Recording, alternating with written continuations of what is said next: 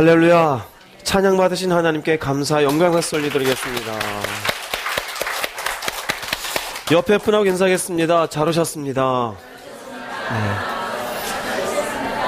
한 번 더 인사하겠습니다. 오셨으니 은혜 받으시기 바랍니다.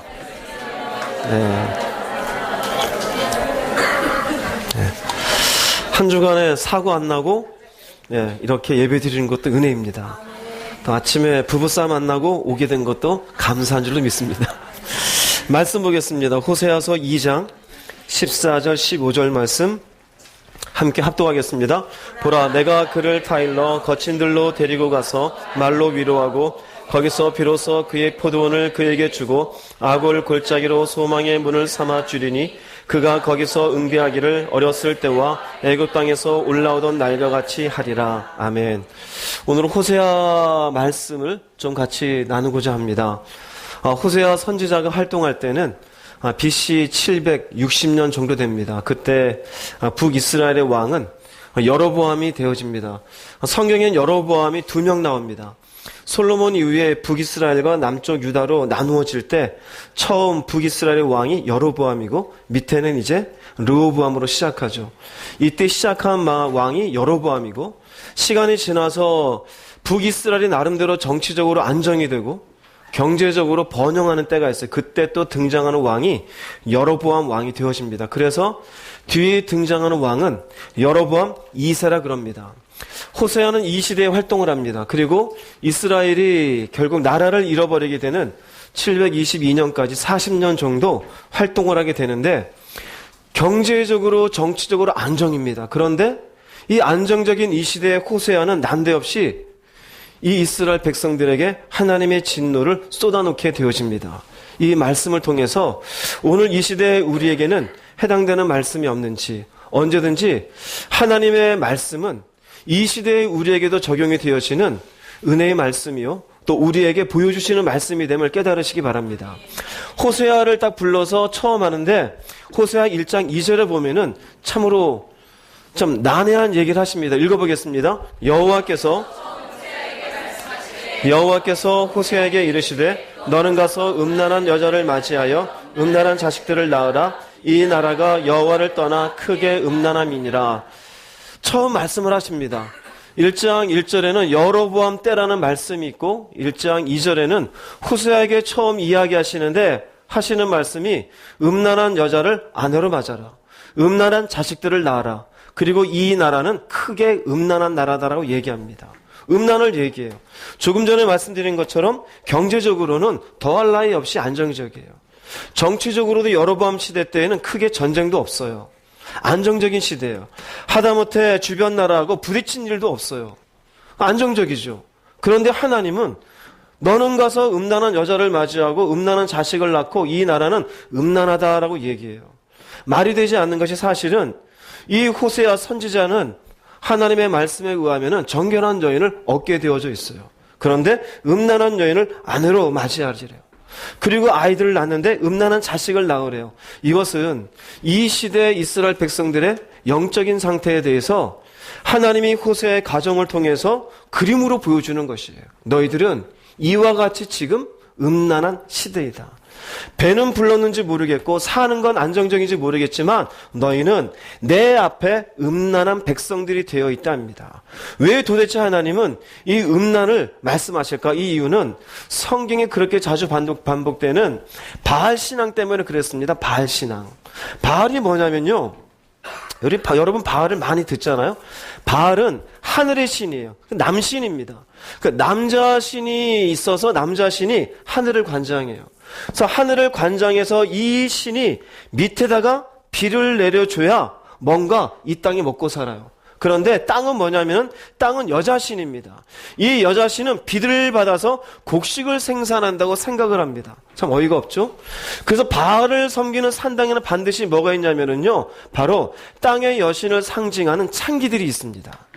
그래서 사람들이 바알에게 제사를 드리고 와서 이 창기와 관계를 가지면서 신의 어떤 힘을 받아 가게 되어지면은 자녀도 많이 낳게 되어지고 그리고 곡식도 많이 생산한다고 생각을 하게 되어져요. 이게 바알 신앙이에요. 이런 것들이 발전되면 혹시 여러분들이 가끔 들었는지 모르겠지만 오벨리스크라고 있죠. 오벨리스크. 크게 탑이 있죠. 이게 남자 그 성기를 상징하는 겁니다. 왜냐하면 땅에서 바알의 신에게 이것을 높이 쌓아 올려서 이것으로 하늘에 있는 전기를 받아가지고 이 땅이 번영케 된다는 것을 상징해요. 위례에도 오다 보니까 오벨리스크 아파트가 있더라고요. 예, 뭐 들어가나 마나 뭐 무슨 관계가 있는지 모르겠지만, 예, 의미도 모르고 그냥 오벨리스크 써요. 그게 결국 바알 신앙에서 나오는 것이에요.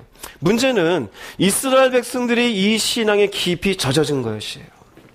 여기에 이렇게 바알에게 가서 제사를 하고 그곳에 가서 창기들과 시간을 보내고 그리고 와서는 바알이 자신들의 먹는 것, 입는 것, 마시는 것, 즐기는 것, 모든 것들을 준다라고 생각을 해요. 그래서 바알 신의 또 다른 이름은 풍요의 신입니다. 여기에 여신을 다르게 상징하는 것은 아스타롯이 되어져요. 그래서 아스타롯은 아이를 많이 낳게 된다는 다산을 상징합니다. 그래서 성경에 보면은 바알이 나오고 아스타롯이 나오죠. 자, 중요한 건 뭐냐면 이 바알에게 왜 가느냐? 바알이 중요한 게 아니라 이 바알을 통해서 누가 유익을 얻고 싶어요? 내가 유익을 얻고 싶어요. 내가 유익을 얻고 싶어요.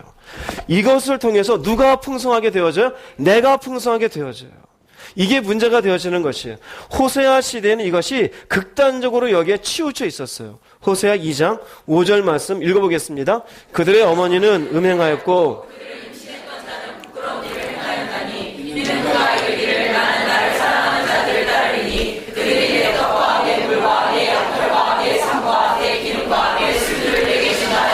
여기 이스라엘 백성들을 의미하는 겁니다.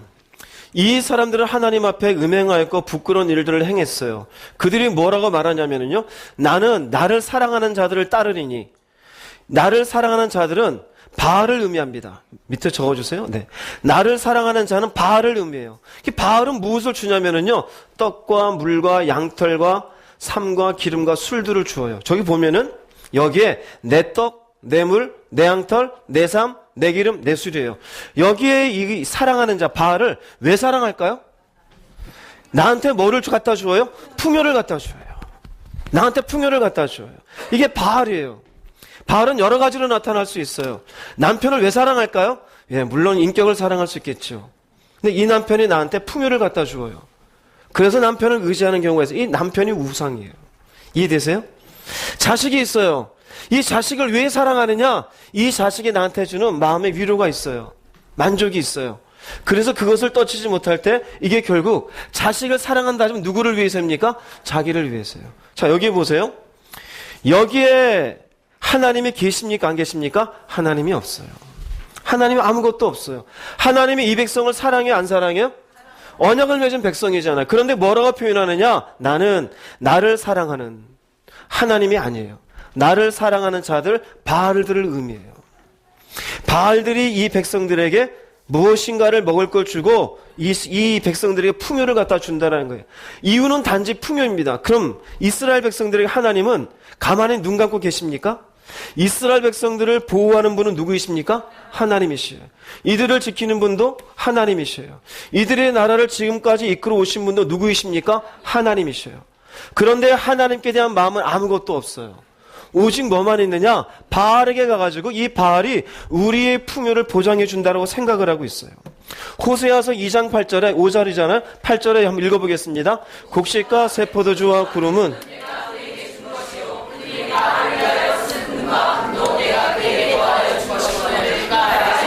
알지 못하도다는 깨닫지 못하도예요. 깨닫지 못하도다요. 그들이 곡식이 있고 새 포도주와 기름이 있어요. 근데 누가 주었을까요? 내가 주었어요. 하나님이 주었어요. 그런데 그들은 이것을 가지고 어디에 갑니까? 바알에게 갖다 주고 있어요. 그리고 거기 가서 제사를 해요. 그리고 뭐를 요청하느냐? 더 풍요로움을 달라고 요청을 하고 있어요. 이것을 뭐를 알지 못하느냐? 깨닫지를 못해요. 하나님 보시기에 얼마나 답답합니까? 내가 너희들을 먹게 하고 내가 너희들을 살게 하는 것은 다 내가 하는 것이거늘 너는 알지 못하는도다. 그러면서 이들의 마음은 하나님께 아니고 어디에 있습니까? 바알에게 가 있어요. 이 시대의 바알이 무엇일까요? 이 시대의 바알이 여러 가지 많이 얘기할 수 있어요. 이 시대의 바알은 물질입니다. 돈이에요, 돈. 결국 왜 돈이냐면요, 돈이 있으면 내가 돈으로 인해서 결국 먹을 걸 사고 입을 걸 사고 내가 누릴 수 있는 집을 사요. 이 집은 누구 집? 내 집. 이 옷은 누구 옷? 내 옷. 호세아 시대 이스라엘 백성들은 같아요, 달라요? 똑같죠? 내 떡, 내 포도주, 내 물이잖아요. 왜?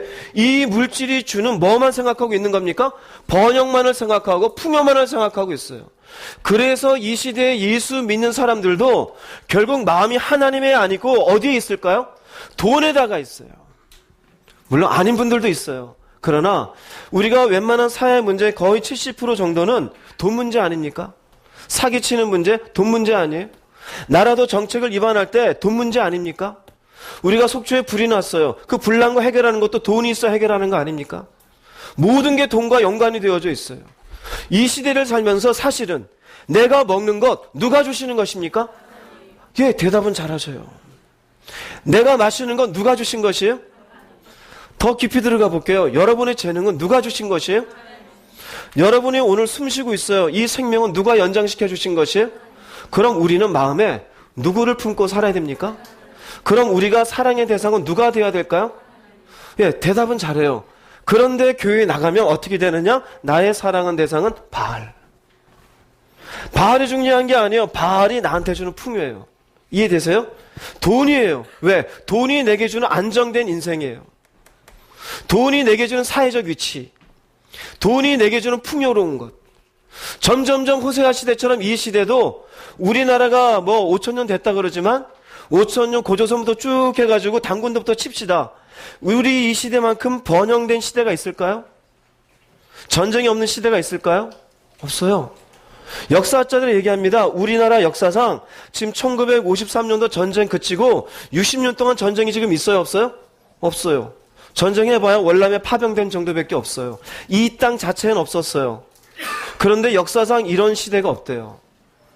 우리나라 역사를 보면은요, 늘상 5년, 10년 단위로, 북에서 넘어오고, 남쪽에서 왜구가 올라오고, 내부적으로, 내란이 일어나고, 사람을 죽이고, 이런 일들이 있었어요. 근데 이 시대가 60여 년간 전쟁이 없어요. 호세아 시대와 똑같아요. 정치적으로도 우리는 손가락질 하지만, 그래도 민주주의가 조금이라도 발전이 됐어요? 안 됐어요? 뭐, 거꾸로 간다고 말하면 할 말이 없겠지만, 그래도 발전이 됐잖아요. 뭔가는 법이 개정이 돼 있잖아요, 많이. 이만큼 정치적으로 뭐 안정이라고 말하긴 힘들지만 그래도 뭔가 나아졌잖아요. 우리가 40여 년 전에 여러분들이 사실 때하고 지금하고 그래도 발전이 됐습니까? 안 됐습니까? 발전이 됐어요. 그런데 희한하죠? 우리는 하나님을 향해서 그 모든 걸 해주신 분이라고 얘기는 하진 않아요.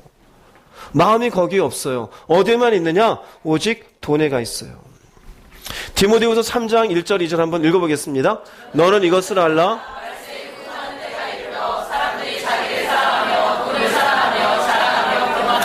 자, 돈이 가운데 있지만 사실은 무엇이 가장 앞에 있느냐? 자기예요. 그리고 자랑하고 교만한 것도 전부 누구와 관련돼 있어요? 자기예요. 바알을 섬기는 것의 가장 큰 문제는 사실 바알이 아니라 뭐라 그랬습니까? 자기예요. 사실 바알은 내가 우상이에요. 왜 돈이 필요하냐? 내가 써야 되니까. 이해되십니까? 내가 이걸로 나름대로 다른 사람들에게 좀 산다라고 좀 알리고 싶으니까. 남들보다 내 나이에 비추어서 좀 성공한 사람으로 인정받고 싶으니까. 결국 뭡니까? 하나님과는 관계가 없어요. 예수 믿는 사람에게 성경 전체적인 기본적인 신앙은 뭐냐면요, 하나님이 우리에게 알맞게 허락하신 삶의 범위에 만족할 줄 아는 거예요.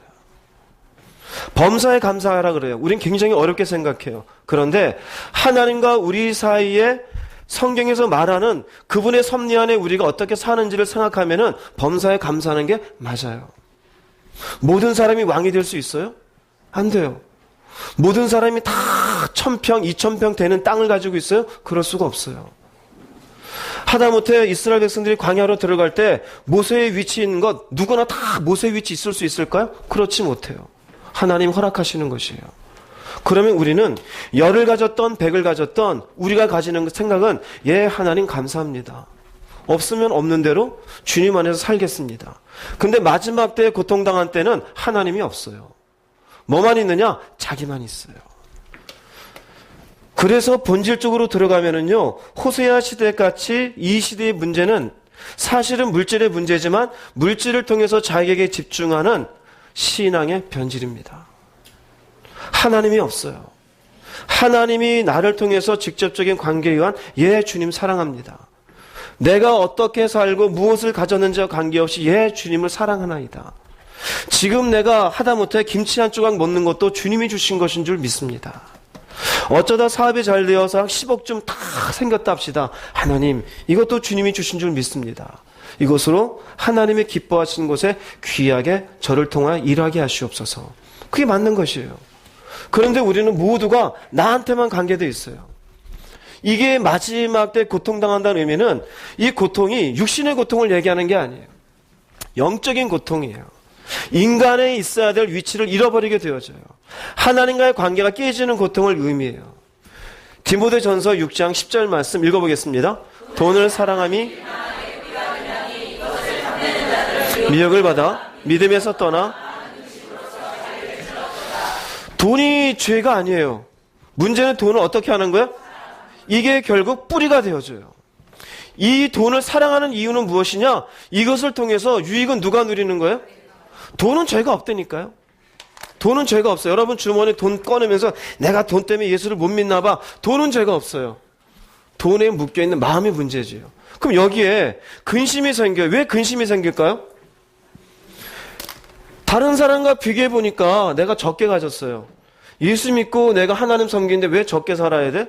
하나님 날 덜 사랑하나? 이게 불신앙이에요. 하나님 덜 사랑할까요?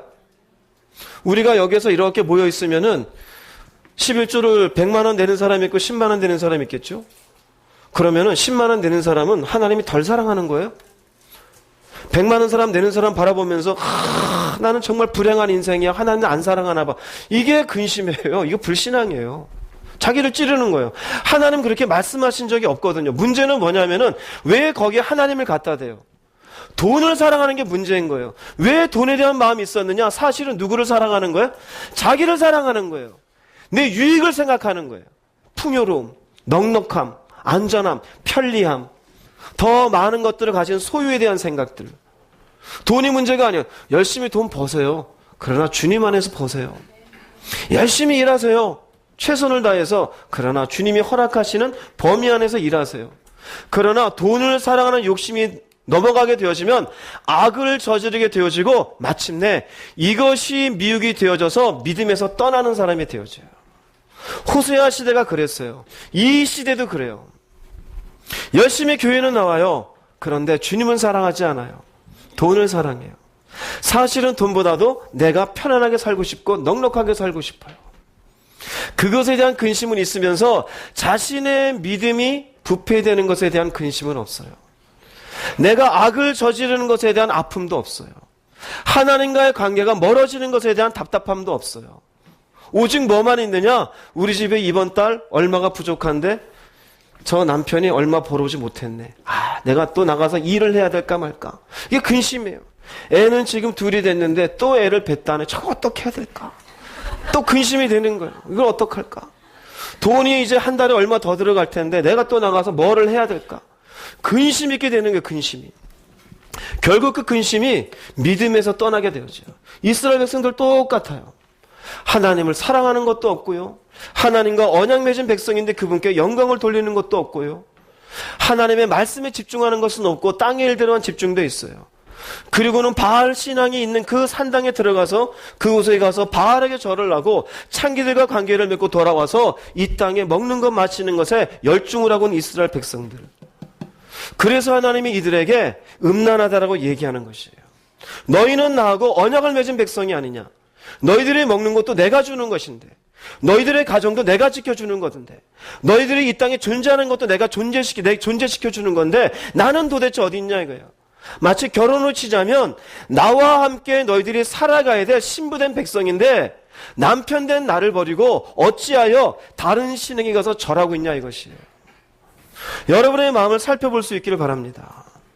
실질적으로는 여러분들의 이 땅에서의 안녕만을 생각하고 번영만을 생각하고 풍요만을 생각하면서 여러분의 믿음은 조금도 생각하지 아니하고 하나님과의 관계가 깨어진 것은 조금도 마음속에 아파하지도 아니하고 그분을 사랑하는 마음은 입에만 달려있는 것에 대해서 조금도 염려도 없는 채 오늘 하루 편안하게 잤으면 행복하다고 여기는 것, 과연 그것이 하나님이 올바르게 보시겠냐 이거예요. 호세아 시대의 말씀에 의하면 영적으로 너희들은 음란한 백성들이라고 이야기합니다. 그러면서 호세아에게 자녀 3명을 낳게 합니다. 그 3명에게 자녀를 낳게 하는데 이 자녀를 낳으면서 각각의 이름을 지어주는데 그 이름의 내용들은 하나님의 이 이스라엘 백성들을 바라보는 영적인 상태와 하나님의 마음을 알려주시는 거예요. 그분의 마음이 어떠한지, 그들의 영적인 상태가 무엇인지를 알려주는 것이에요. 호세의 자녀들의 이름을 한번 보겠습니다. 첫째 아들은 이스르엘입니다. 이스르엘. 1장 4절 말씀 읽어보겠습니다. 여호와께서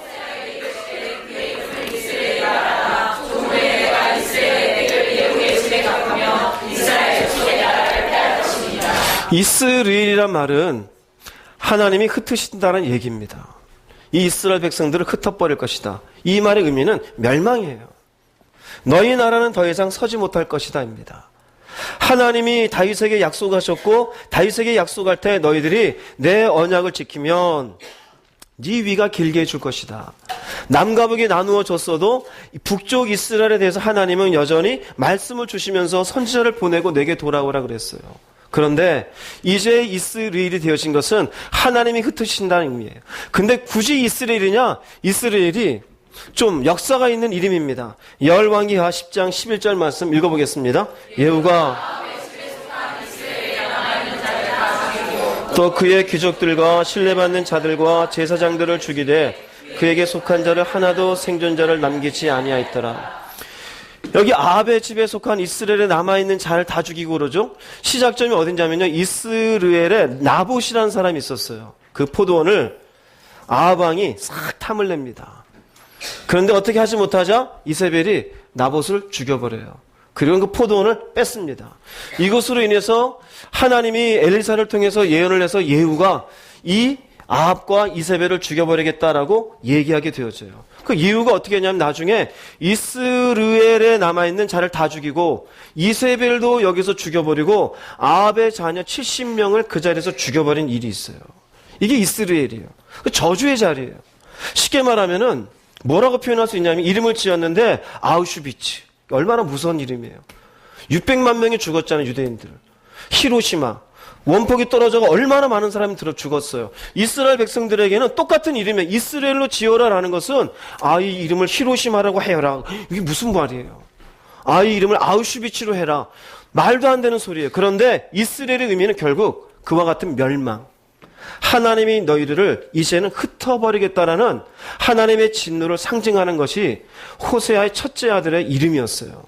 그 이름을 듣고도 이스라엘 백성들을 깨달을까요? 깨닫지를 못해요. 둘째 딸을 놓습니다. 얼마나 이쁜 딸이에요. 이쁜 딸을 놓고 짓는 이름이 뭐냐면요, 호세아서 1장 6절 말씀 읽어보겠습니다. 고멜이 또 임신하여 내가 다시는 이스라엘 족속을 긍휼히 여겨서, 여기 로루하마는 은혜를 받지 못하다입니다. 이 로라는 말은 부정어입니다. 루하마는 은혜를 받는다입니다. 로루하마, 은혜를 받지 못해요. 이게 왜 중요하냐면 신앙 가운데 가보면 아실 겁니다. 조금 깊이 들어가면 내가 사는 게 아니구나. 무슨 말인지 아세요? 내가 사는 게 하나님의 은혜로 사는 것이구나. 하나님의 은혜로 있을 데 없는 자 왜 그렇게 고백하느냐? 내가 하나님 앞에 있어 보면은 결국 나는 죽을 수밖에 없는 운명이에요.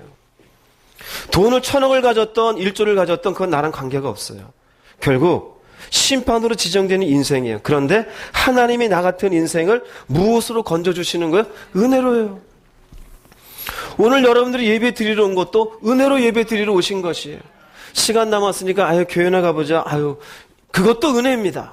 그것도 은혜예요. 아침에 밥을 별로 마음에 안 들게 해서 왜 이것밖에 안 돼? 성질을 냈는데 참고 왔어요. 에이씨, 그러다가 왔어요. 그것도 은혜예요. 누가 참게 했느냐? 하나님이 참게 했어요. 하나님이. 그게 모두 은혜예요. 내가 예상치 않았던 사업에 어떤 사람을 만나서 생각지 않았던 길이 열리는 것, 이것도 은혜예요. 갑작스럽게 연초가 되면서 나로 하여금 탁 진급시켜주고 뭔가 월급을 넣어주는 것, 이것도 은혜예요. 생각지 않았던 아이를 탁 잉태하게 되어지고 출산하게 되는 것, 이것도 은혜예요. 은혜가 아닌 게 없어요. 오늘 점심때 무슨 음식이 나올지 모르잖아요. 그것도 은혜인 줄 믿습니다. 은혜예요. 그 모든 건 다 은혜. 그런데 은혜를 받지 못한다는 의미는 더 이상 하나님의 은혜가 이 족속에 있다 없다? 이제 없다라는 거예요. 이제 네 마음대로 뭐 하라는 소리야? 살아라 이거예요. 먹든지 마시든지 놀든지 취하든지 쇼핑을 하든지 롯데를 가든지 현대를 가든지 네가 알아서 해라. 나는 더 이상 너한테 은혜를 베푼다 안 베푼다? 은혜를 베푼지 않는다. 딸의 이름이 로루하마예요. 못난해 아주.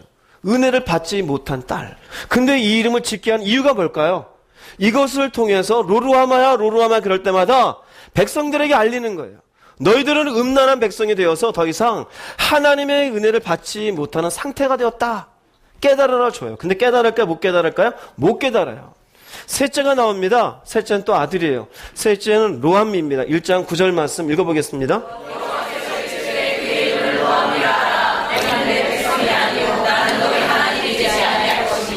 로함미라 그래요. 로함미는 내 백성이 아니다입니다. 아미는 백성입니다. 로는 아니다 그랬죠. 부정어예요. 내 백성이 아니다. 이건 뭘 의미할까요? 관계 단절이에요. 너희는 끝났다 나랑. 너희들이 나와 언약을 맺지 않았느냐? 나는 너희의 하나님이 되고 너희는 나의 백성이 되리라고. 그런데 이제 너는 내 백성이 아니야. 그러나 겉으로 보자면은 여전히 이들은 먹고 마시는 거 불편함이 있어요 없어요? 이 시대가 똑같아요. 먹고 마시는데 불편함 없어요. 일하는데 어려움이 없어요. 그런데 영적으로 끝난 기독교인이 많아요. 교회 예배는 와요. 더 이상 그 사람의 인생의 영적으로 보자면 너는 내 백성 같지가 않아. 나는 너한테 이제 은혜를 베풀지 않을 거야. 내가 너를 흩어버릴 거야. 영적인 상태인데 깨닫지를 못해요. 그렇게 세 자녀를 놓고도 깨닫지를 못하니 사람들이 하나님이 어떤 마음을 가진지 알지를 못해요. 영적 상태예요. 이제 하나님 어떻게 하냐면 이스라엘 백성들 전체에 대한 징계를 준비하십니다. 왜 그럴까요? 왜 징계를 준비할까요? 사랑하시니까요. 사랑하시니까요. 참 하나님의 사랑은 인간의 사랑과 달라요. 우린 참세번 하면은 탁 돌아서잖아요. 또 그게 멋있는 줄 알고. 근데 아니에요. 하나님은 이렇게 말씀하시고도 깨닫지 못하는 백성에게 마침내 이들을 돌아오게 하기 위한 징계를 준비하십니다. 2장 13절 말씀 읽어보겠습니다. 그가 귀고리와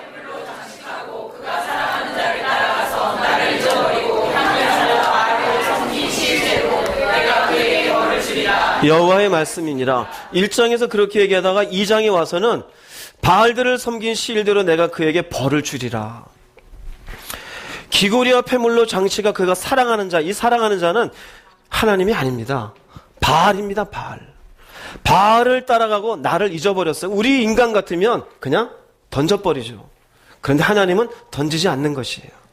여전히 여러분들이 숨쉬고 있는 것 하나님의 은혜로 믿으시기 바랍니다. 내가 믿음이 훼손이 되어졌고 하나님에게 관계가 멀어져 있음에도 불구하고 여전히 나한테 하나님이 무엇을 바라시고 이렇게 살게 하실까? 하나님이 여전히 사랑하사 그 인생을 바라보고 계시는 줄 깨달으시기를 바랍니다. 나중에 우리가 돌아보면 알아요. 멀어져 있었던 것은 내가 멀어져 있었지 하나님은 멀어져 계신 적이 없어요. 늘 곁에 계시며 언제든지 우리의 이름을 부르고 돌아오기를 기다리셨던 주님인 것을 나중에 깨닫게 되어져요. 이스라엘 백성도 마찬가지예요.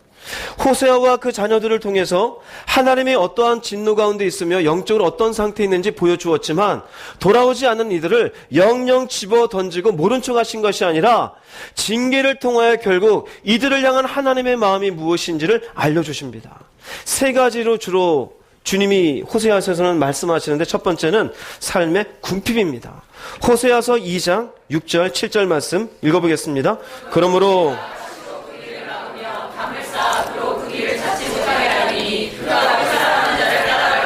미치지 못하며 그들을 찾을지라도 만나지 못할 것이라. 그제야 그가 이르기를 내가 본 남편에게로 돌아가리니 그때 내 형편이.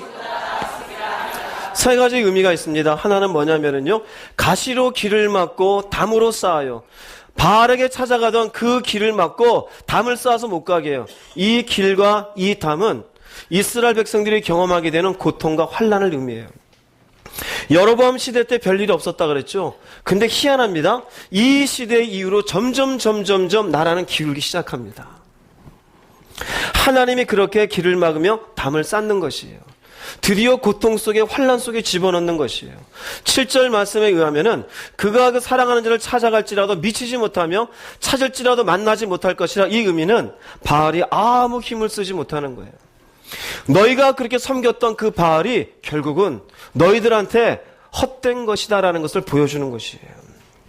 그 다음에 뒤에 나오는 이야기는요, 그제야라고 되어져 있어요. 그제야. 고난을 경험하게 되어지고 바알이 아무 힘을 쓰게 되지 못할 때 그제야 그가 이르기를 내가 본 남편에게로 돌아가리니 그때 내 형편이. 그럼 지금 형편이 어떻다라는 거예요? 지금 형편이 안 좋아요. 그래서 그때 비로소 무엇을 생각하느냐? 본 남편이 누구일까요? 하나님이에요. 그때 비로소 내 모든 삶의 근원은 하나님이구나. 내가 똑똑해서 사는 게 아니었구나. 내가 공부를 많이 했다고 되는 게 아니구나. 야, 난 창의적인 능력이 있는 줄 알았는데 이게 아니었구나.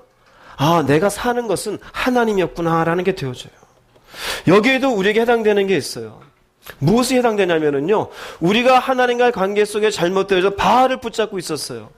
인생의 여러분의 삶 속에 점점점 길이 막히는 일이 있으며 담이 쌓아진 일이 있으면 하나님이 하시는 것으로 깨달으시기 바랍니다. 어떤 분은 열심히 길이 막히면 또 다른 길로 가요. 담이 쌓인 또 다른 길을 또 가요. 한 서너 번 그랬으면 깨달아야 되잖아요. 10번 그런데 또 가요. 왜 그러느냐? 여전히 하나님이 막는다는 사실을 알지 못해요. 우리가 성경에 보면은 발람이라는 선지자가 이스라엘을 저주하기 위해서 나귀를 타고 딱 갈라 그래요. 하나님이 막으시잖아요. 왜 이스라엘을 저주해요? 근데 저주하는 그 길을 막으려고 하는 하나님을 이 발람 선지자가 깨닫지 못하니까 어떻게 합니까? 나중에 나귀가 자꾸 안 가요. 이놈의 나귀가 왜 안 가느냐? 그럼 막 때리니까 나귀가 어떻게 해요? 왜 나를 패고 앉았냐 이 자식아. 그래. 얼마나 놀라겠어요. 왜 나를 패고 앉았느냐. 그리고 눈을 떡 들어보니까 하나님의 군인이 다 군사가 칼을 빼들고 있는 거예요. 그때서 깨닫는 거예요. 아, 하나님 제가 몰랐습니다. 나귀가 옆에서 얼마나 시룩시룩대고 있었을까 이 새끼가. 나를 패고 말이야. 사람이 모르는 거예요. 사람이. 여기 똑같아요. 하나님이 우리를 점점점 궁핍케 하고 길을 막고 어렵게 하는데도 결국 자기가 붙잡았던 물질이 점점점 나한테 의미가 없고 별 소용이 없다는 걸 깨닫게 해주신데도 불구하고 여전히 돈이 중요하고 여전히 내 인생의 풍요가 중요하고 안전히 사는 게 중요하고 그러고 가고 있다. 이 사람은 여전히 바알에 사로잡힌 사람이 되어져요. 깨달으시기를 바랍니다. 하나님 이스라엘 백성들에게 먼저 깨닫게 해주신 첫 번째 방식은 고난이에요. 참 희한하죠. 인간이 정말로 고난당하면 깨지게 되어져 있어요. 그런데도 안 깨지는 사람이 있어요. 그런 사람들 성경은 뭐라고 얘기하느냐? 완악하다 그래요. 고집이 세다 그래요. 여러분 가운데 나는 고집이 세 이런 분들 있죠? 그게 좋은 게 아니에요. 유연하시기 바랍니다. 말씀 안에서 유연해야 돼요. 어제는 이거였다가 하나님 아니다 그러면 바뀌어야 돼요. 근데 고집이 있어서 어제 결단했으니 가야지. 이게 아니에요. 하나님 안에서. 누군가가 너 어제는 이렇게 한다면 오늘은 왜 바꿔? 하나님이 나한테 이렇게 하라 그랬어. 유연해야 돼. 이게 맞는 것이에요. 하나님이 이렇게 뭔가 막아놓고 인생에 뭔가 몇 년간을 내가 애썼어도 남는 게 아무것도 없으면 아, 나를 궁핍케 하시는구나. 영적으로는 다 깨졌고 내 근원은 하나님인데 하나님 놓치고 살았구나. 돌아와야 돼요? 안 돌아와야 돼요? 돌아와야죠. 안 돌아오는 그 사람 완악이에요. 결국 그 끝은 무엇일까요? 심판입니다. 심판이에요. 호세아서 2장 9절 말씀 읽어보겠습니다. 내가 내 곡식을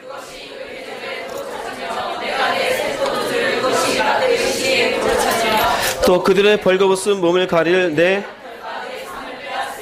자, 여기에 보면은요, 우리가 아까 처음에 보았던 바알이 주는 것에 대해서 사랑하는 그 바알이 나한테 주는 게 내 곡식, 내 물, 내 포도주였잖아요. 근데 뭐라고 말씀하시느냐? 내 곡식을 도로 찾는데 니들이 몰랐다. 그건 내 거다 이거예요. 너희들이 마셨던 포도주 바알이 준 것 같지? 아니, 그건 내 거예요. 너희들이 입었던 옷, 양털, 내삼 이게 누구 겁니까? 내 거예요. 하나님 거예요. 여러분은 지금 옷 입고 있어요. 그 누구 옷일까요? 이 말씀에 의하면 하나님 옷이에요. 내 게 아니에요. 누군가 이렇게 한 10초 정도 오랫동안 쳐다보고 있으면 주세요 그냥. 제가 겨울에 이승익 집사님이 위에 가디건을 자크로 된 거 그거 괜찮네 그랬더니 입어 그거 주더라고. 아니 괜찮아 그랬더니 그걸 줘요. 그 속으로 그랬어요. 형제라 주는 게 아니라 은혜가 있어서 줬으면 좋겠는데. 네. 혹시 여러분의 옷을 누가 탐하고 있는 눈으로 이러고 보고 있으면 입어. 이거 내 거 아니야. 하나님 거야. 그렇다고 집을 보면서 와 좋다 주지 마시고. 그건 힘들잖아요 좀. 그것까진 뭐하고 여러분이 감당할 수 있는 범위 내에서. 귀걸이 했는데 귀걸이 한참 쳐다보고 있으면 이거 좋아 보여? 뭐 그렇게 하라는 소리는 아니고요. 우리의 소유가 어디 있냐 보자 이거예요. 내 거라고 생각하지만 아니라는 거예요 사실은. 하나님 말씀하시는 거예요. 너희들이 수고해서 얻은 곡식이고 너희들이 수고한 포도주고 너희들이 이것으로 옷을 만들었지만 그것은 내 거다. 결국 뭐라 그러시느냐? 내가 다 빼앗으리라. 결국 뭘까요? 궁핍을 의미하는 거예요. 바알이 너희들에게 풍요를 주는 줄 알았지? 아니, 내가 주는 거야. 돈이 있어야 너희들의 인생이 행복할 거라 생각했지? 아니, 그건 내가 주는 거야. 너희들이 뭔가 이 땅에서 좋은 직급을 얻고 다른 사람들이 부러워할 만한 위치에 있으면 그것이 좋을 것 같지? 나를 잊어버리고 그 위치에 있어봐야 무슨 의미가 있냐? 그건 내가 너희들에게 주는 거야. 하나님 하시는 말씀이에요. 이스라엘 백성들이 뭐라 그러느냐? 내가 그것을 빼앗으리라. 이 시대에 잘못된 영적인 길을 가는 백성들 간혹가다 보면은요 빼앗기는 인생들이 있어요. 투자는 많이 하는데 얻는 게 없어요. 잠은 못 자고 애써서 뭔가를 했는데 결국 나중에 또 뭔가 틀어져요. 수고를 하고 수고를 했는데 없어져. 그 왜 그러시냐? 하나님이 하시는 거예요. 하나님이. 이스라엘 백성들이 그렇게 하시는 거예요. 삶이 점점점 궁핍해져 가는 일을 통해 하나님께서 깨달을 것을 우리에게 허락하시는 것을 여러분 영적으로 민감하게 볼 수 있기를 바랍니다. 우리가 이스라엘 백성들을 보면은요 광야에 있었을 때 그들이 배가 고픈 적 있습니까? 없어요. 발이 부르쳤습니까? 그렇지 않아요. 헤어지지 않았다 그래요. 누가 그렇게 해줬을까요? 하나님이요. 광야에서 어떻게 농사를 지을 수 있어요? 그들이 어떻게 여기 있는 것처럼 양털을 만들어서 옷을 입을 수 있겠어요? 그런 건 없어요. 그런데도 헤어지지 않았대요.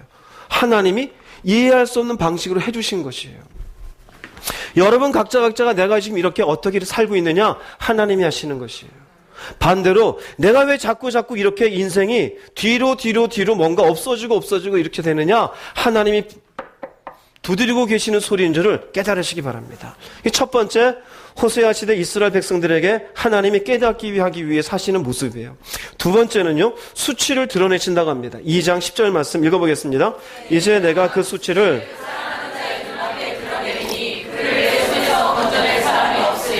여기 수치는 뭐냐면요, 조롱당하는 것이에요. 웃음꼴이 되는 거예요. 여기 웃음꼴이 되는 것은 자신들이 바알을 섬기면서 열심히 잘 될 것이라 생각했는데 이 나라가 점점 몰락해 가는 것이에요. 주변의 다른 이방 나라로부터 손가락질 당하는 거예요. 저것들이 하나님과 언약을 맺은 백성이라며 그런데 저러고 앉아있네. 결국은 무슨 수치를 당하느냐?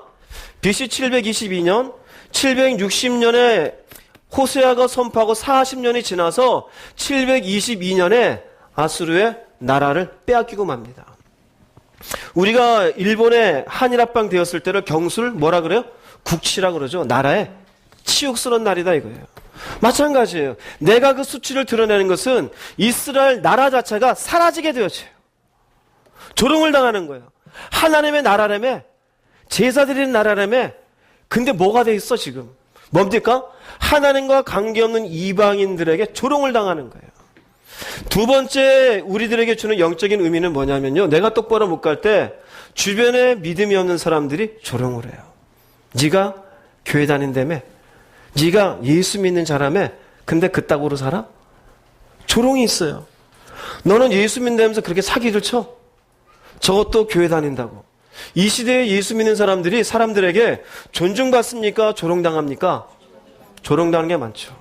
개독교라 그러잖아요. 그건 누가 허락했을까요? 하나님이 허락하신 것이에요. 여기도 마찬가지잖아요. 이스라엘 백성들의 수치는 하나님이 허락한 거예요. 우리의 수치도 마찬가지예요. 우리 스스로가 결국 자초한 것이에요.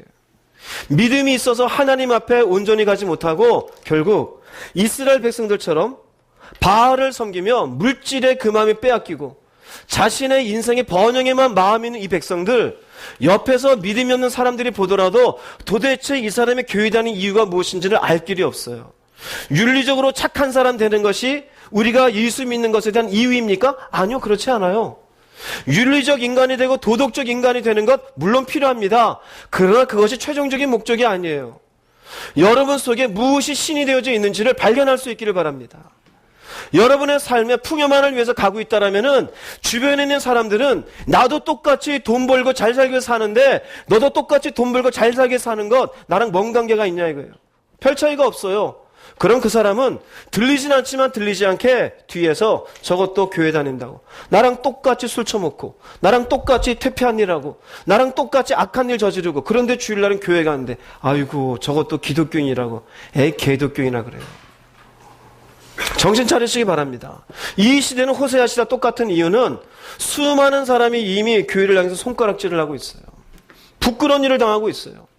얼마나 많이 있습니까? 하다못해 큰 교회들, 조윤기 목사님의 여의도 순복음교회 일반 법정에 올라가서 난리가 났어요. 거기도 돈 문제 아닙니까? 최근에 있는 명성교회도 결국은 그것이 알고 싶다에 나왔어요. 수많은 사람들이 그것을 보면서 이 교회의 세습이 문제가 아니라 돈 문제라는 게 밝혀졌어요. 수치를 드러나고 있어요. 그러면서 교회에 대한 존중이 있을까요? 교회는 선한 곳이고 깨끗한 곳이라고 이야기를 할까요? 아니요, 그렇진 않아요. 저 교회도 장사하는 곳이고 저 교회도 결국 이 호세아 시대로 표현하면은 바알을 섬기는 산당과 별 차이 없는 것이에요. 잘 먹고 잘 살기 위해서 깨달으시기 바랍니다. 하나님은 그러한 백성들의 수치를 지금도 드러내고 있어요. 이스라엘 백성들에게 주었던 수치, 이 시대도 우리에게 적용되고 있습니다. 세 번째 무서운 건 뭐냐면은요, 예배를 받지 않으시는 거예요. 호세아서 2장 11절 말씀 읽어보겠습니다. 내가 그의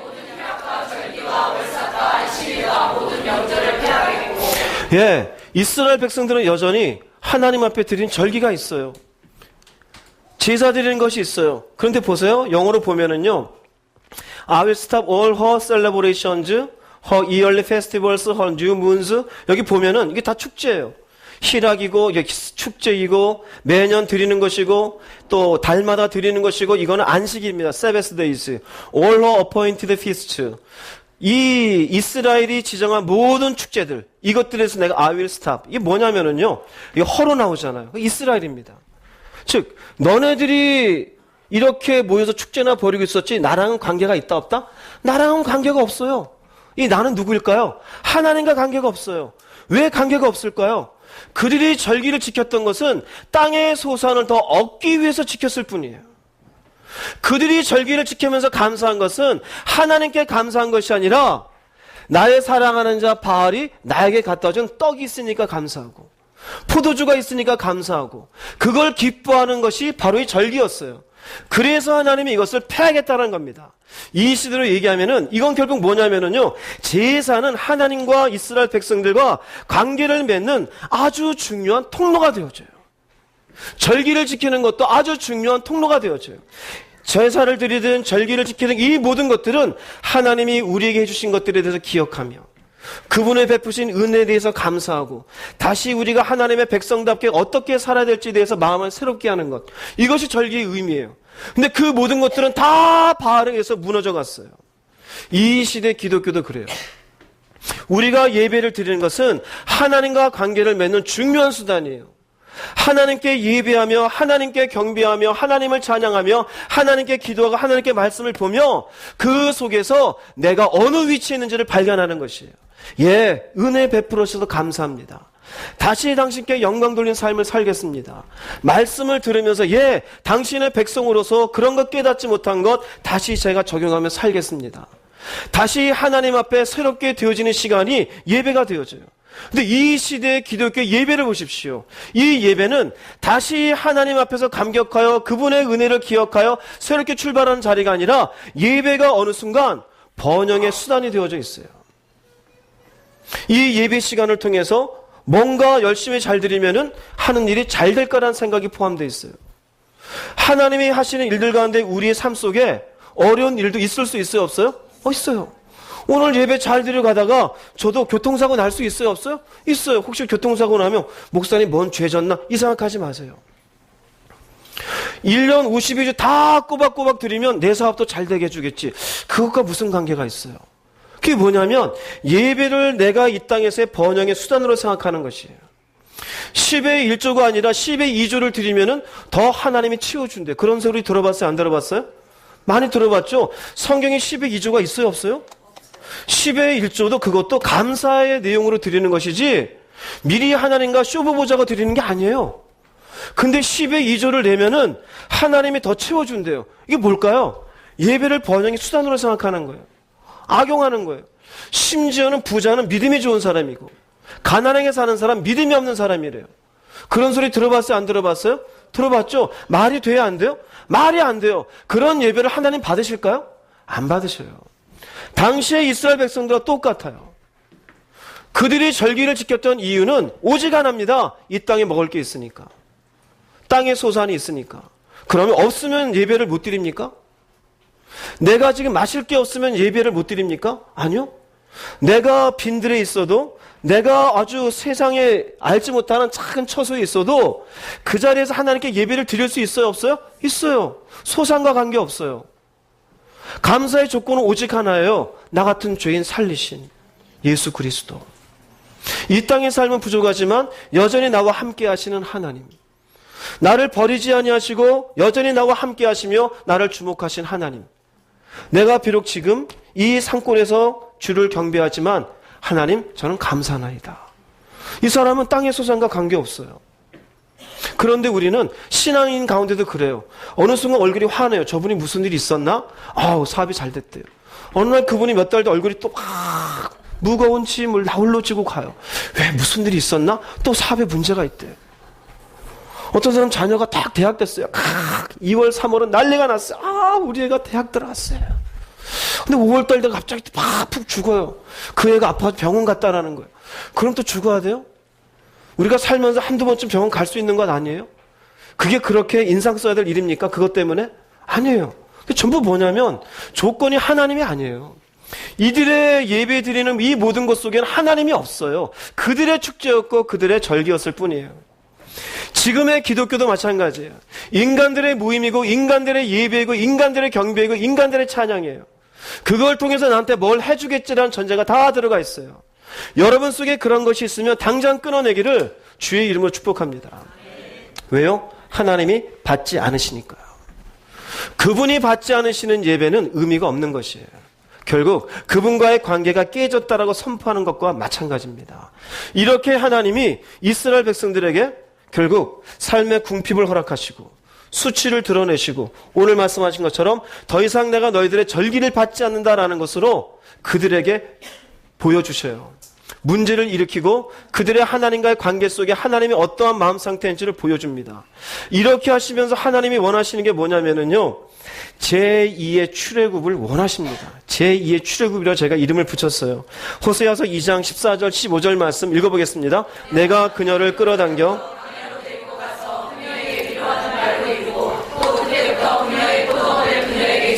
악을 골짜기를 소망의 문으로 줄이니 그녀가 어렸을 때와 이집트 땅에서 올라오던 날에 하던 것 같이. 보세요. 내가 그녀를 끌어당겨. 이 그녀는 이스라엘입니다. 끌어당긴다라는 용어는 연애할 때 남자가 여자를 이렇게 자신의 여자를 하기 위해서 이렇게 뭔가 이렇게 끌어당기는 그런 표현이에요. 하나님에게 맞는 말은 아니에요. 그러나 이 의미가 있는 것은 내가 이스라엘이 비록 절할지라도 결단코 이스라엘을 버리지 아니하고 어떻게 해서든지 이 이스라엘을 다시 내게로 끌어다니겠다는 얘기예요.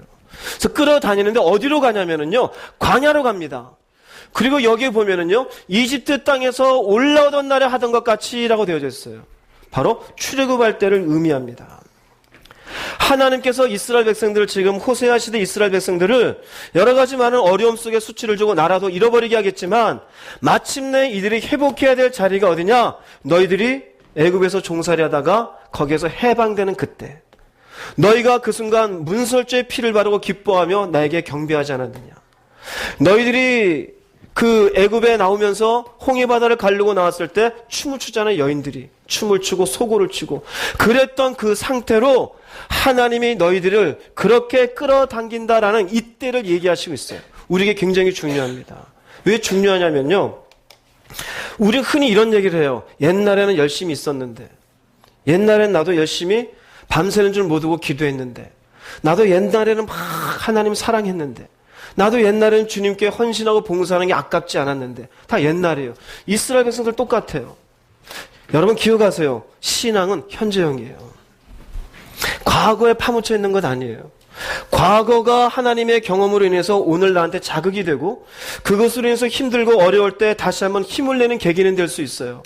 근데 옛날에 하고 마치 인생이 점점점 나이 들어서 노인이 되어 힘 떨어지는 것처럼 하나님을 섬기는 것이 더욱더 힘이 떨어져 마치 내가 옛날엔 열심히 하고 지금은 열심히 안 해도 괜찮은 것처럼 생각하는 분들이 있어요. 그거 잘못된 것이에요. 옛날에 하지 말고 이스라엘 백성들을 과거에 이집트 땅에서 올라오던 날에 하던 것 같이 노래하는 그때처럼 여러분들이 다시 하나님 앞에 은혜를 받고 하나님의 귀한 사랑을 다시 회복하여 처음처럼 하나님을 섬기는 여러분 모두가 되기를 주의 이름으로 축복합니다. 이게 회복이 돼야 돼요. 그래서 어느 교회에 가든지 간에 한 60 넘으신 분들 10사람 만나면 다 옛날이에요. 옛날이요. 옛날이요. 나도 20대 때는 그랬어. 그래서 한참 이제 20대, 30대 여자 집사님들이 은혜 받고 그러면 그땐 다 그렇지. 힘이 있잖아, 힘이. 과연 힘이 있어서 그럴 거가 본인은 힘 떨어져서? 아니에요. 마음이 멀어진 거예요. 하나님에게서. 여러분들이 다시 회복할 수 있기를 바랍니다. 하나님이 그때로 다시 끌어올리는 것이에요. 여러분들이 처음 예수 믿었을 때를 생각해 보세요. 내가 처음 예수 믿었을 때 죄인된 나 같은 인생을 위해서 죽으신 그분의 헌신, 십자가 사랑, 그것을 여러분들이 울며 불며 기뻐했을 때를 생각해 보세요. 그 마음으로 예배드리러 왔을 때, 예배드릴 때 얼마나 기쁩니까? 찬양 소리에 눈물이 나며 말씀 소리에 막 내 마음이 감동이 되어지고, 예배가 끝나도 그 마음이 기쁘고 넘치고, 주중에도 교회 와서 어떻게든지 기도하려고 애를 쓰고, 그때가 어떤 때냐? 똑같아요. 이집트 땅에서 올라오던 날. 하나님은 우리가 다시 그러한 마음으로 주님을 섬기기를 원하셔요. 여러분의 사랑을 회복할 수 있기를 바랍니다. 우리가 계시록 2장 3장에 보면은요, 7교회가 나와요. 7교회의 첫 번째 교회 에베소 교회입니다. 에베소 교회에게 뭐라고 말하냐면, 내가 너를 책망할 것이 있으니 너의 처음 사랑을 버렸느니라. 어디에서 버렸는지 생각하고 회개하여 다시 그 행위를 돌이키라 그래요. 어디에서 버렸는지 반드시 그것을 돌이키고 회개하라는 것이에요. 그러면 여러분들도 돌이켜야 돼요? 안 돌이켜야 돼요? 돌이켜야 돼요. 과거의 은혜가 머리에만 있고 가슴에 있지 아니하여 내 가슴 속에 다른 것이 자리하고 있다라면은 여러분들은 다시 하나님에게 광야로 나가야 될 사람임을 깨달으시기 바랍니다. 내가 다시 제2의 출애굽을 하기 위해서 나가게 되면 하나님 하시는 말씀을 보세요. 그녀에게 위로하는 말로 이를 것이며 그때부터 그녀의 포도원을 그녀에게 주며 아굴 골짜기를 소망의 문으로 줄이니, 하나님이 궁핍했잖아요. 그런데 다시 포도원을 주어요. 아굴 골짜기는 죽음의 골짜기잖아요. 소망의 문으로 줄이니 하나님이 말씀을 다시 주고 다시 하나님께서 풍성케 하신 은혜가 있는 것이에요. 그렇게 되어질 때 너는 비로소 나를 섬기는 그 처음 사랑으로 나를 섬기게 되리라입니다. 과거에 묻히는 신앙인이 되지 마십시오. 여러분도 다시 제2의 출애굽을 하는 은혜가 있기를 바랍니다. 호세아서 9장 10절 말씀 읽어보겠습니다.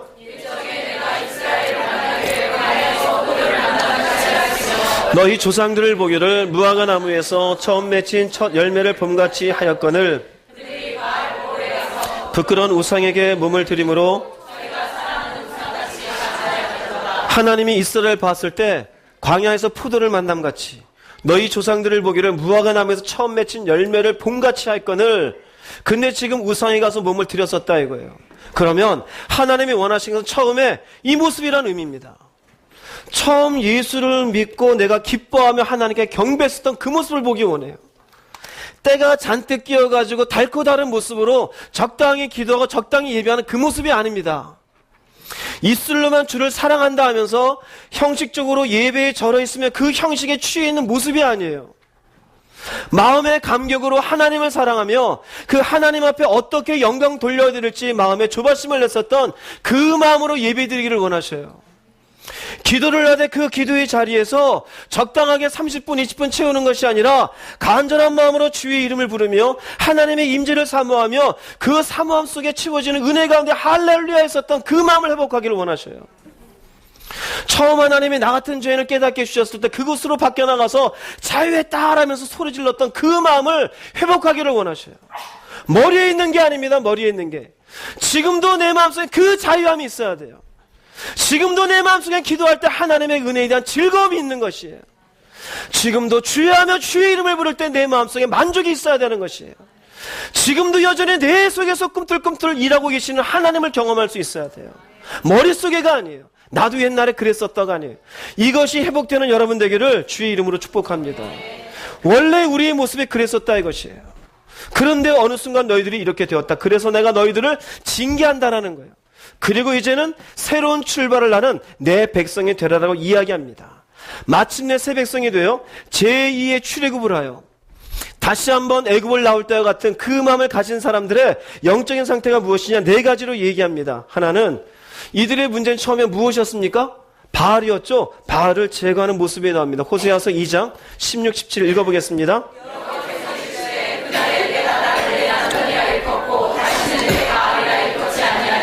내가 바알들의 이름을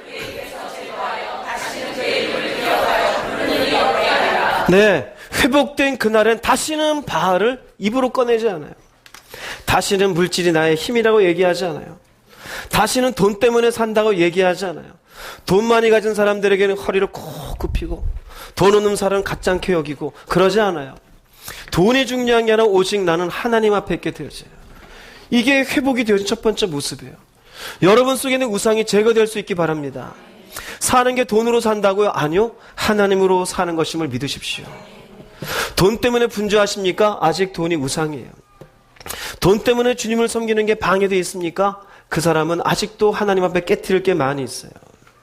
물질 중심이던 인생이 결국 물질을 이야기하지 않냐고 하나님을 이야기하는 그 모습이 있을 때, 돈에 붙잡혀 시간과 자신의 에너지를 다 쓰는 것이 아니라 이제는 그게 아닌 하나님께 마음을 들이며 살아가는 모습이 있을 때, 이 사람이 제2의 출애굽을 한 첫 번째 증거입니다. 은사가 아니에요. 열광적인 기도가 아니에요. 먼저는 자신 속에 있는 우상을 제거할 수 있어야 됩니다. 두 번째는 언약과 평화입니다. 호세아서 2장 18절 읽겠습니다.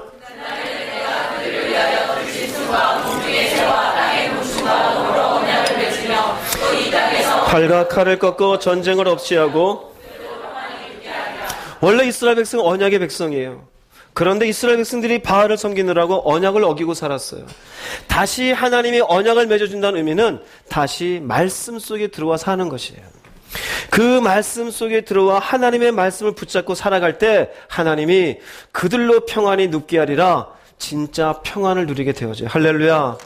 두 번째 출애굽을 한 사람의 특징이 뭐냐면요, 이제는 내가 세상의 방법대로 살지 않고 말씀대로 살겠습니다.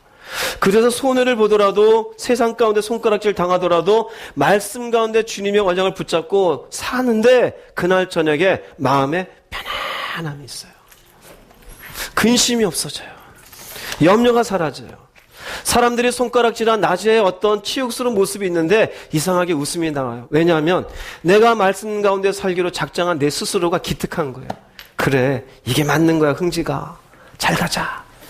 사람들이 뭐라 그래도 그래, 이게 맞는 거야. 할렐루야, 잡니다. 평안이에요. 두 번째 특징이에요. 출애굽한 사람. 이전에는 돈 때문에 내 인생을 뭐라고 했어요.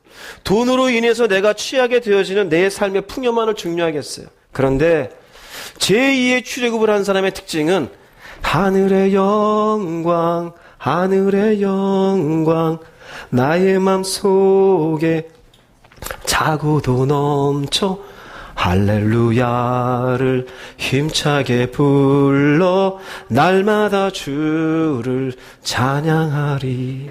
내 속에 하늘의 영광이 차요. 그 영광은 무엇으로 올까요? 말씀 안에 있을 때요. 말씀을 벗어난 인생에겐 평안이 없어요. 말씀이 가벼워진 사람은 어느 순간 다른 것이 무거워져요. 자신의 인생이든 남편이든 자식이든 돈이든. 그러나 하나님의 말씀 안에 들어와 잠을 자는 사람에게는 평안히 눕게 하시는 은혜가 있는 줄 깨달으시기 바랍니다. 좋아요, 안 좋아요? 이렇게 평안히 잘 수 있기를 바랍니다. 세 번째는 뭐냐면요, 은혜를 허락하십니다. 2장 19절 20절 읽어보겠습니다. 내가 네게 장가들어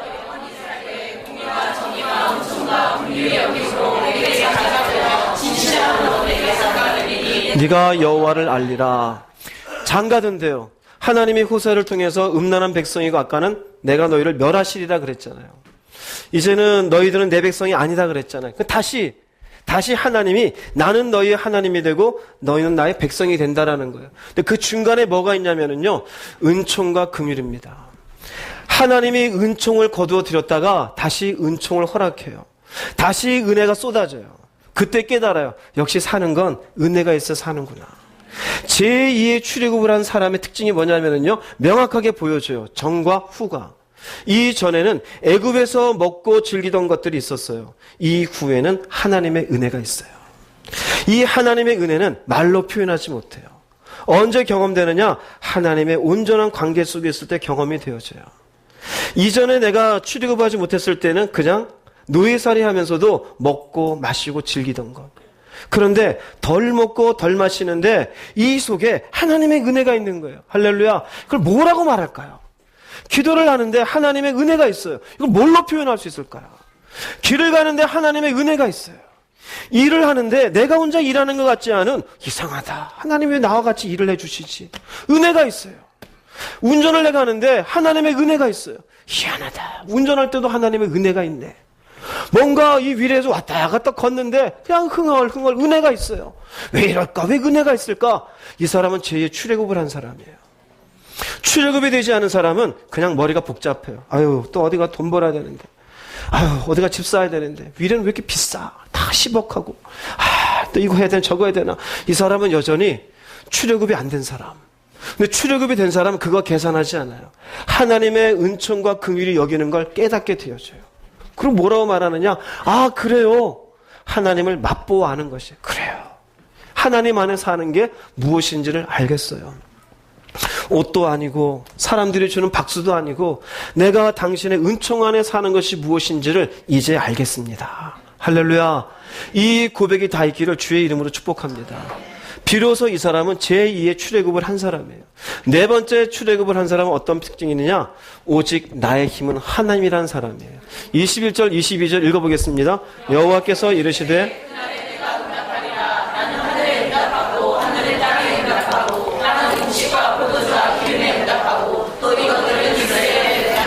네, 여기 보면은요, 하나님이 하늘에 응답해요. 하늘은 땅에 응답하고, 땅은 곡식과 포도주와 기름에 응답하고, 이것들은 이스라엘에 응답하리라.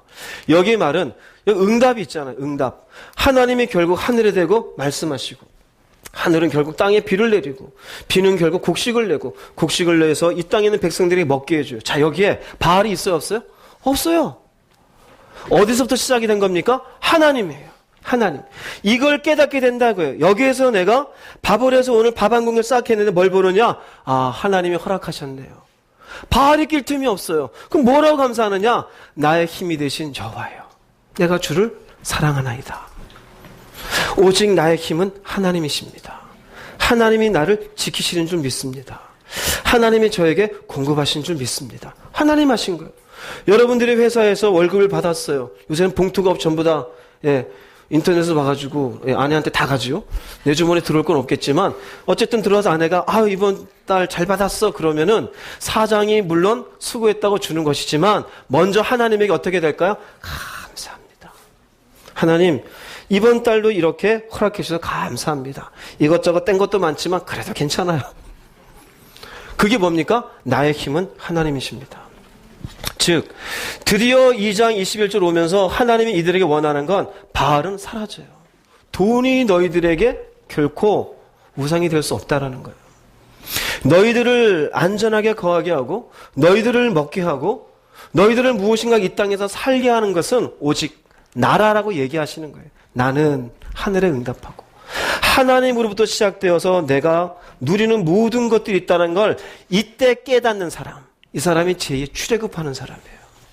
이걸 깨닫지 못하고 여전히 내가 힘을 쓰고 내가 노력을 했으니까 이만큼 얻었다는 사람, 물론 맞는 말이기도 해요. 그러나 그 뒤에 배경에서 하나님의 일하심을 깨닫지 못하는 사람, 출애굽을 아직 하지 못한 사람. 그러나 열심히 내가 일하고 수고했지만 그 모든 것의 결과를 주신 분은 하나님이십니다라면서 하나님께 그 마음을 드리는 사람. 이 사람은 제2의 출애굽을 한 사람임을 깨닫기 바랍니다. 그럴 때 비로소 하나님을 향한 온전한 경배가 나오는 것이에요. 하나님을 향한 예배가 나오는 것이고 그 예배를 하나님이 기쁘시게 받으시는 것을 믿으시기를 바랍니다. 보세요. 우상이 사라지게 되어져요. 마침내 우리 가운데 말씀이 있게 되어져요. 세상에서 얻지 못하는 평화를 얻게 되어져요. 아, 은혜 가운데 사는 것을 알게 되어졌어요. 그리고는 나의 힘은 하나님이십니다. 내가 지금 이 위치에서 일하지만 이 위치에 오게 된 것도 하나님이 오게 했고, 이 사람들을 만나게 한 것도 하나님이 만나게 했고, 내가 이렇게 오늘 맛있는 반찬을 할 수 있는 것도 하나님이 허락하신 줄 믿습니다. 하나님 영광 받으십시오. 이것을 정말 마음속에 감사해서 하나님께 모든 것들을 연결지어 드릴 수 있는 사람, 이 사람이 제2의 출애굽을 한 사람이에요. 여러분이 그럴 수 있기를 바랍니다. 그렇지 아니하고 다른 바알들을 연결짓고 다른 사람을 연결짓고 돈 벌어주는 사람은 이 사람이고 저 사람이 잘 되니까 내가 편하고, 아직 이 사람은 제2의 출애굽이 필요한 사람이에요. 마침내 여러분도 하나님 안에서 나의 힘은 오직 하나님이라는 이 복된 고백으로 여러분의 삶의 시간들을 채워가기를 주의 이름으로 축복합니다. 이 상태가 되면 비로소 회복이 되어지는 것이에요. 호세아 1장 처음 시작했었던 너희들은 음란한 백성이다. 음란한 아내를 취하라. 음란한 자식을 낳아라. 그 자식들의 이름을 얼마나 끔찍한 이름을 짓습니까? 그렇게 하면서도 하나님이 끝끝내 하나님 바라신 것은 나는 너희를 버리지 아니할 것이다. 우리도 마찬가지예요. 이 시대 이 기독교 지금 많이 변질되어 있지만 하나님 버리지 않으실 겁니다. 여러분도 버리지 않으실 겁니다. 지금이라도 깨닫고 돌아올 수 있기를 바랍니다. 지금이라도 여러분들의 섬기고 있었던 바알들을 깨트리시고 하나님을 향해서 마음을 돌리기를 주의 이름으로 축복합니다. 결론을 내리겠습니다. 호세아서 2장 23절 말씀 읽어보겠습니다. 내가 나를 위하여